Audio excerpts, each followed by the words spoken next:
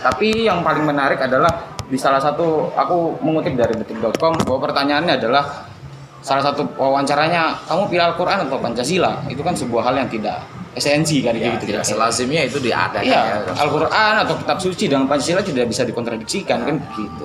Itu yang menurutku TWK itu benar, tapi harus benar-benar dibersihkan dari muatan politis. Itu tanggapanku seperti itu.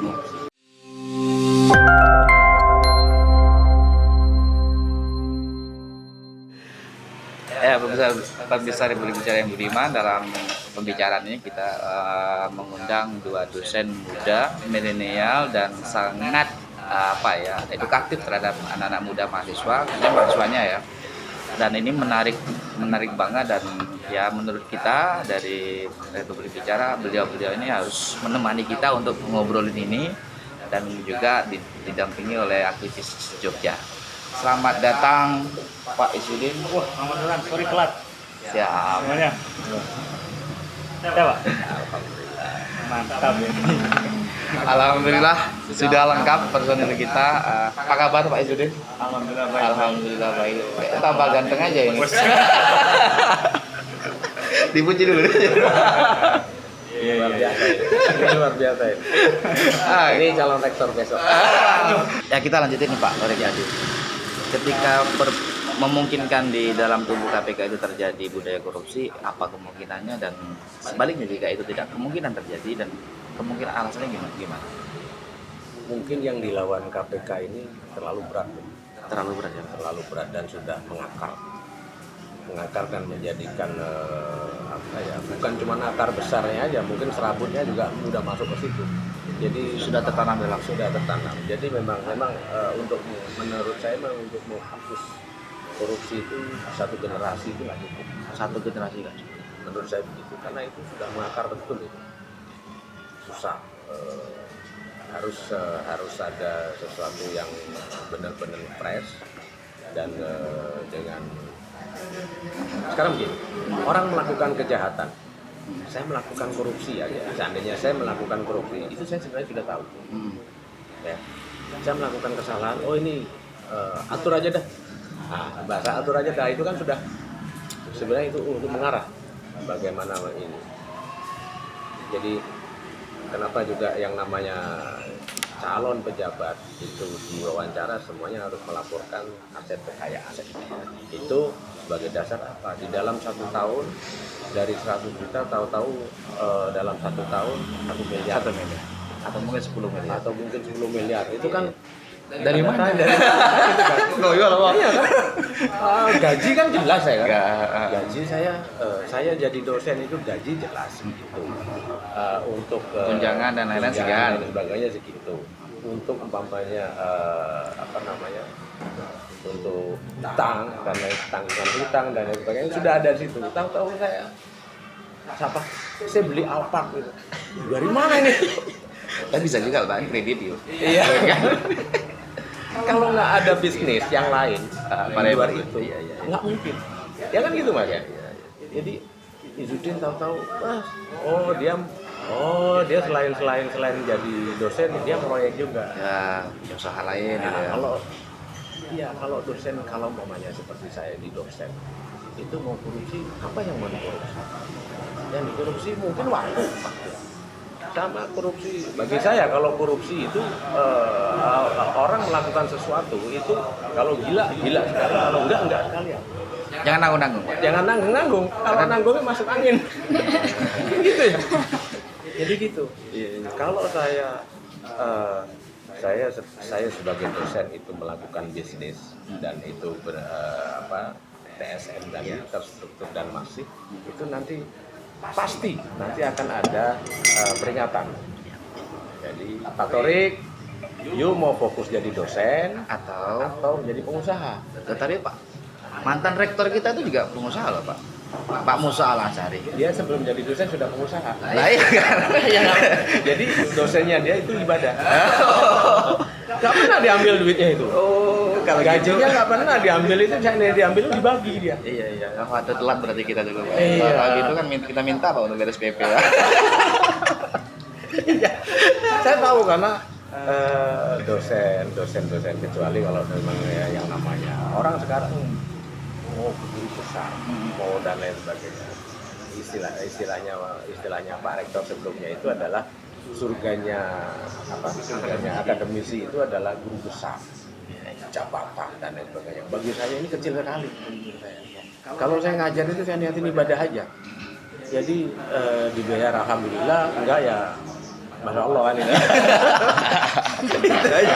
Masya Allah. Jadi ibaratnya adalah bagi saya di lembaga UIN itu adalah pelatihan. Jadi kalau memang mau punya mainan dan untuk mencukupi kebutuhan Yang lain. hajat yang lain itu dagang. Itu aja. Dagang dan itu semuanya laporan ada. Nah sekarang saya lagi berpikir semuanya itu kan yang namanya signature atau tanda tangan itu otomatis kan menempel semuanya. Dan itu pasti kegiatan apapun ada PPN, PPH. Itu pasti. Ya. Saya sekarang lagi berpikir apa bisnis yang tidak memakai PPN, PPH? Ada Pak, investasi ke Republik. Konkret. ada, iya bagus itu, menarik. Tapi tetap aja nanti orang bagaimana yang namanya pajak itu hanya pajak bank saja menurut saya. Jadi ya nyimpen duit itu otomatis kan ada bunganya, ada administrasinya lah, itu masih wajar. Ya, memang sangat sulit ya pemirsa Republik Bicara yang Budiman bicara soal korupsi, terlepas itu KPK-nya atau budaya korupsinya menjadi hal yang sangat sulit untuk seketika itu bisa hilang, butuh proses waktu yang panjang. Dan ya inilah Republik, inilah demokrasi, segala sesuatunya adalah baik karya, baik pikiran, dan publik menangkap dan kemudian berjalan menjadi sebuah perbandingan. Saya ingin minta pandangan dari Pak Izzuddin. Pak Izzuddin, bagaimana tanggapan Anda terkait pro kontra wacana tentang KPK ini, khususnya 95 orang yang tidak lolos tes wawasan kebangsaan ini?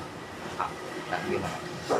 Ya, mungkin kalau dilihat dari aspek birokrasi begitu ya, KPK itu sebuah lembaga independen negara, di mana sebuah institusi negara itu idealnya menurut saya itu memang harus di pegawai negeri kan. Ya, dari 75 orang yang tidak lolos itu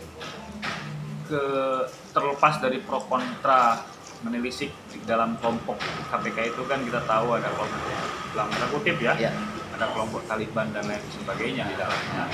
Lepas dari itu, menurut hemat saya ya sudah saatnya KPK itu mempegawai negerikan para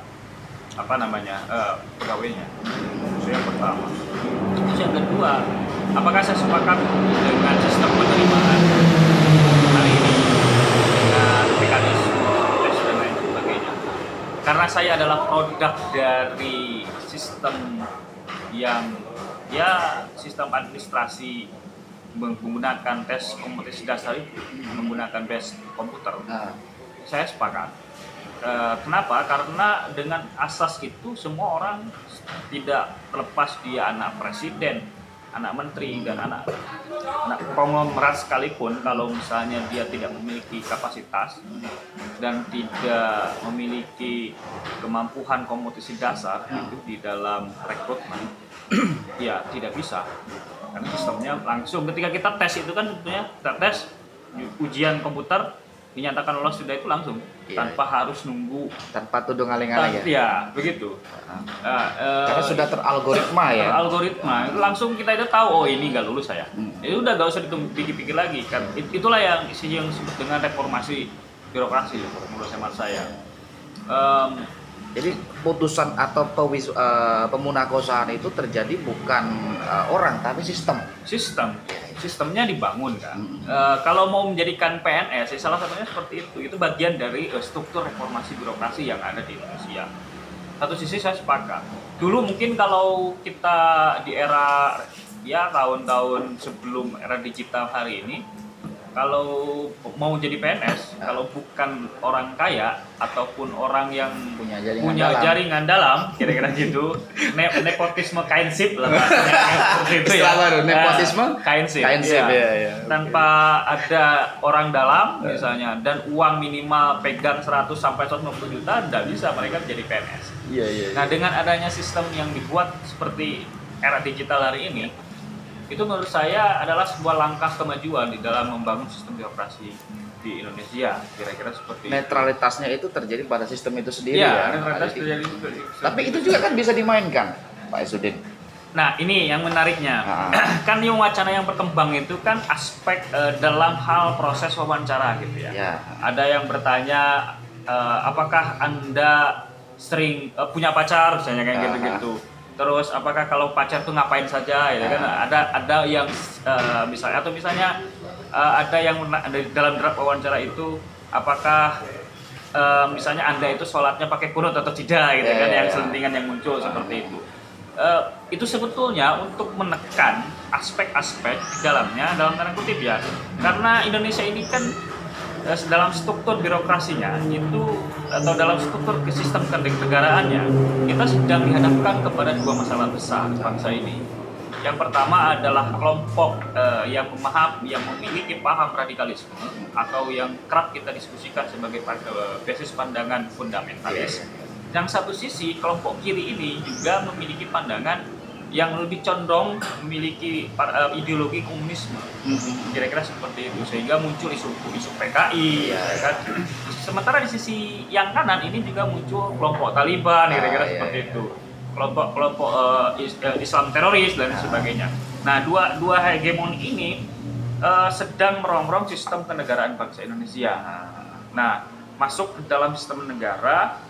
Ada kelompok-kelompok ya kita tahulah ya, hari ini kita sudah membubarkan HTI, misalnya kemarin kita sudah membubarkan FPI yang terindikasi dalam tanda kutip ya, kita bukan judgment, tapi terindikasi memiliki keterikatan dengan kelompok-kelompok Islam kanan, kira-kira seperti itu. Nah, dari landasan itulah mengapa bangsa Indonesia itu penting memiliki sistem regulasi kenegaraan. Salah satunya untuk merekrut abdi negara, kira-kira seperti itu. Kenapa? Karena abdi negara itu kan satu digaji oleh negara. Dia harus bertanggung jawab terhadap bangsa dan negaranya. Yang ketiga, dia harus menjadi public services atau pelayan publik. Lah, kalau tidak memiliki komitmen kebangsaan, tidak memiliki komitmen kinerja, tidak memiliki sikap profesionalisme, ya mau jadi apa dia? Apakah hanya memakan gaji kita? Iya kan, seperti itu. Nah, kemudian yang berkembang adalah kelompok 75 orang ini kan sudah terbukti integritasnya gitu kan. Nah, ini yang menarik. Nah, ya. Ini publik kan membaca, siapa sih yang nggak tahu sosok seperti Novel dan seterusnya. Tapi kok nggak lolos gitu kan. Dan yang jadi problem adalah media ini serius banget garap ini. Blok apa itu? Ada apa dengan mereka? Ya, kembali lagi kalau saya asumsikan bahwa kalau dulu itu sistem demokrasi itu memiliki pandangan 3 mindset trias politika tadi, hari ini adalah harus ditambah satu lagi, yaitu media. Nah, pertanyaannya kemudian, apakah media hari ini netralitas atau tidak? Saya pikir enggak. Mengapa? Karena itu menjadi tools pemerintah untuk melanggengkan hegemoni kepemimpinannya, kira-kira seperti itu. Walaupun di dalamnya kita tahu ada juga media-media mainstream yang lain yang mengkritik pemerintah. Ada dua kan kelompok-kelompok yang mengkanter dalam hal ini misalnya. Ada yang pro terhadap sistem rekrutmen yang dilakukan oleh KPK, ada juga yang kontra. Nah, kalau kita menimbang mana yang lebih banyak, sepertinya orang-orang media mainstream ini karena lebih banyak menjadi kaki tangannya pemerintah, ada yang pro dengan sistem yang dibuat oleh KPK. Nah, yang menjadi gaduh itu kan ketika orang yang tidak pro, tidak bisa dipungkiri oleh kita. Itu kenapa bisa terjadi? Ya, kita tidak bisa dilepaskan Pilpres 2019, bos. Kira-kira seperti itu kan? Regulasi juga artinya begini. 2019 itu kan melahirkan dua polarisasi, ya kan? Dua polarisasi, ada yang kita kenal itu cebong kampret lah, kira-kira seperti itu ya. Nah itu yang menjadi polarisasi tersebut. Nah sementara yang saya sebut tadi kelompok-kelompok kanan ini dia memiliki kedekatan, misalnya dalam tanda kutip ya, dalam kedekatan dengan siapa? Dengan kelompok-kelompok Islam kanan yang memunculkan dalam bahasanya Hadik itu populisme agama. Nah ini menarik. Di 2024 saya yakin itu akan muncul kembali dalam populisme agama itu. Populisme agama. Mengapa? Misalnya contoh kasus Ahok lah 2016 ya kan, yang mengatasnamakan diri gerakan 212, 411 dan lain sebagainya. Itu bukti real bahwa populisme agama itu menjadi tools politik di Indonesia. Betul. Nah KPK sebagai lembaga independen negara dalam hal ini, kalau kita asumsikan bahwa itu akan ada narasi panjang di momentum 2024. Ya, ini berhubungan dan beririsan dengan satu, misalnya contoh begini ya, kita melihat kepada kepuasan kepemimpinan Jokowi. Dalam sebuah survei dibuktikan bahwa Jokowi itu tingkat elektabilitas ketercapaian kinerja atau kepuasan kinerja publik itu sampai 70% sampai 72%. Ini yang melakukan survei adalah Indikator Politika, ICW dan lain sebagainya. 72%. Nah, kenapa Jokowi itu memiliki keterpuasan publik kinerja itu sampai 70 sampai 72%? Itu karena ada dua alasan. Nah, ya kan? Yang pertama alasannya adalah satu, Indonesia itu rate kematian karena faktor pandemi itu masih di bawah minus 0,2% per 1 million people atau per 1 juta orang. 0,2, tidak lebih dari itu. Dibandingkan negara-negara besar seperti negara yang maju, Jerman, Amerika, Inggris, itu jauh lebih besar tingkat kematian. Indonesia enggak. Yang kedua, alasan kenapa tingkat ketercapaian publik terhadap kepemimpinan Jokowi itu karena faktor kondisi komoditas lokal. Artinya penduduk Indonesia itu tidak tergantung terhadap komoditas internasional atau produk global, kira-kira seperti itu. Ya bahasa Jawanya itu mangan ramangan sing penting ngumpul, kira-kira begitu ya. Ketahanan pangannya itu muncul. Cumannya itu hanya faktor laki saja. Faktor laki ya kan. Survei itu faktor laki. Kenapa Indonesia itu bisa menekan 0,2% tingkat kematian karena pandemi ini? Karena satu, ini adalah faktor laki, bonus demografi, Bos. Kenapa 60% penduduk Indonesia itu diisi oleh kelompok kaum milenial? Kalau saya bonus demografi. Artinya herd immunity atau kekuatan di daya imunitasnya mereka itu lebih kuat. Contoh misalnya dengan semua di sini, ini kan rata-rata di bawah 40 tahun. Pasti herd immunity-nya kuat. Itu yang pertama, faktor laki. Yang kedua karena faktor semua sumber daya alam Indonesia itu melimpah. Kira-kira begitu di Indonesia. Apa sih yang tidak kita miliki? Tinggal bagaimana ini menggiring hilirisasi saja.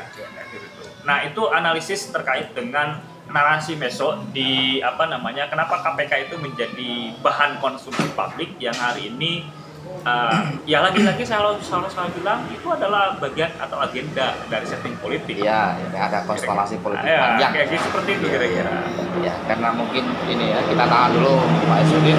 Mungkin Pak Nodik ini kan waktunya sangat terbatas. Saya minta kira-kira kesan-pesan Pak Torik terkait fenomena ini, karena ini yang menarik Pak Torik. Kemarin tanggal 31 ada sekitar 700 anggota KPK yang membuat opini untuk tidak diselenggarakan pengukuhan KPK ya, atau pelantikan. Nah, kira-kira apa responnya Pak?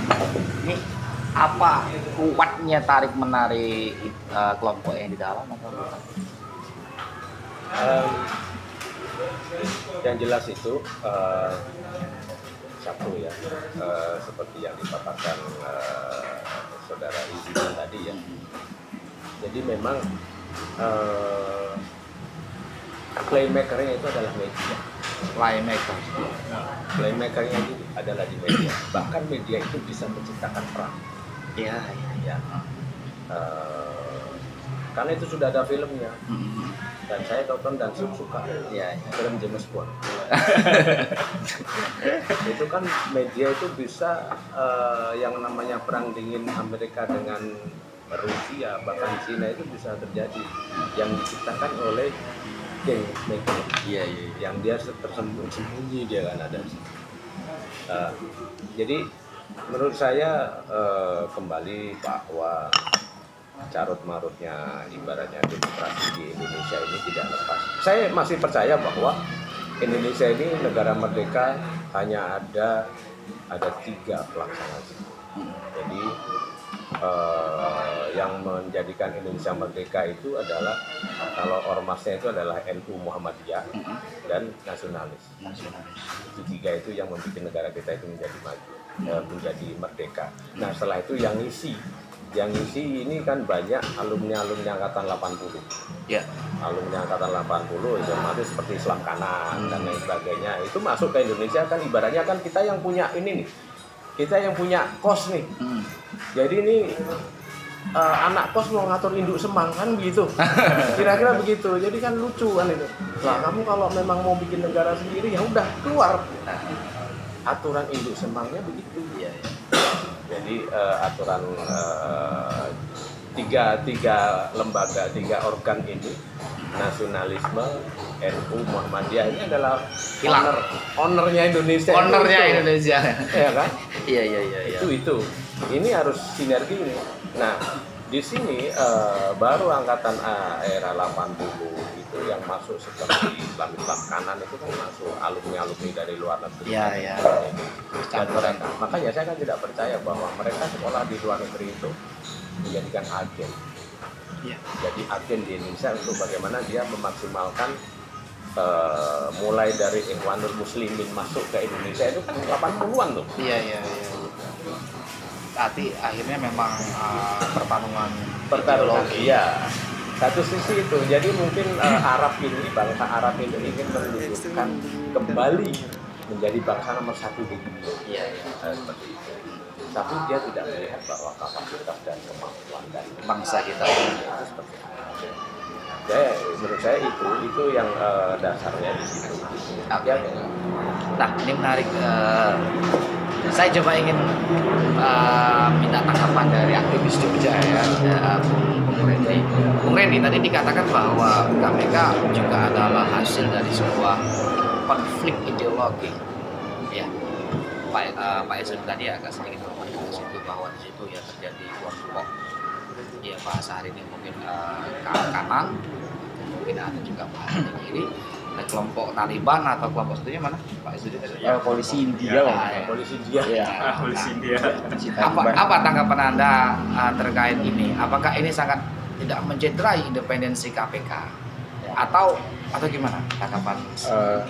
Sebelumnya Mas ya, kemarin juga mengenai yang Wijaya memanggil satu, yang salah satu tuntutannya adalah RUU KPK di sini.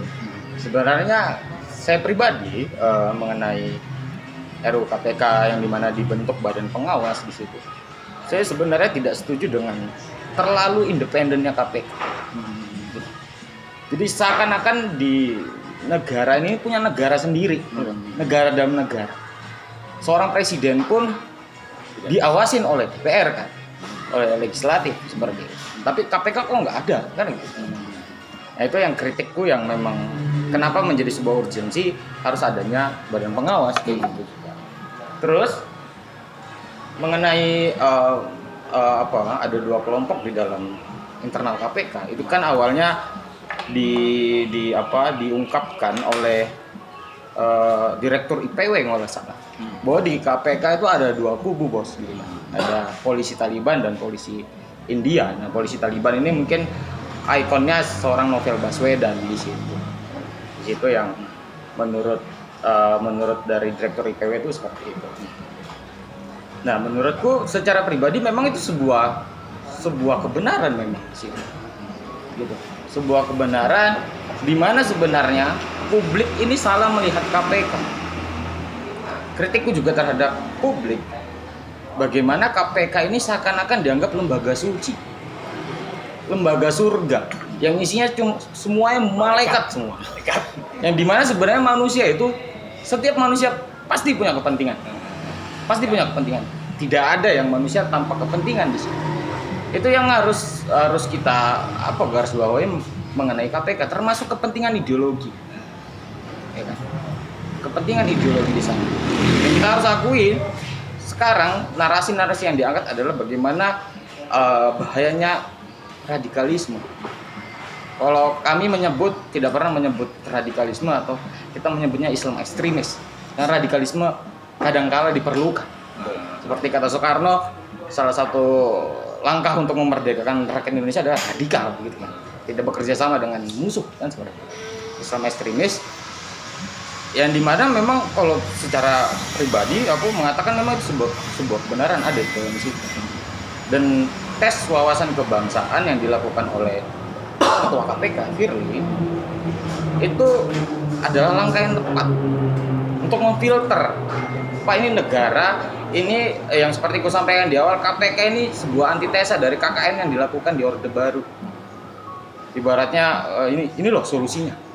Ada ketidakpuasan publik terhadap kejaksaan dan polisi dalam mengungkap kasus korupsi. KPK diharapkan untuk itu. Tapi kalau KPK tendensius terhadap satu pihak, itu sebuah kesalahan kan gitu. Sebuah kesalahan, dan tes wawasan kebangsaan ini merupakan langkah yang tepat bagaimana ya kita yang sedang gencar-gencarnya adalah kita menolak namanya ideologi ekstremis seperti itu kan. Ya, ya. Nah, tapi yang harus digarisbawahi adalah tes wawasan kebangsaan ini jangan disisipkan muatan politis.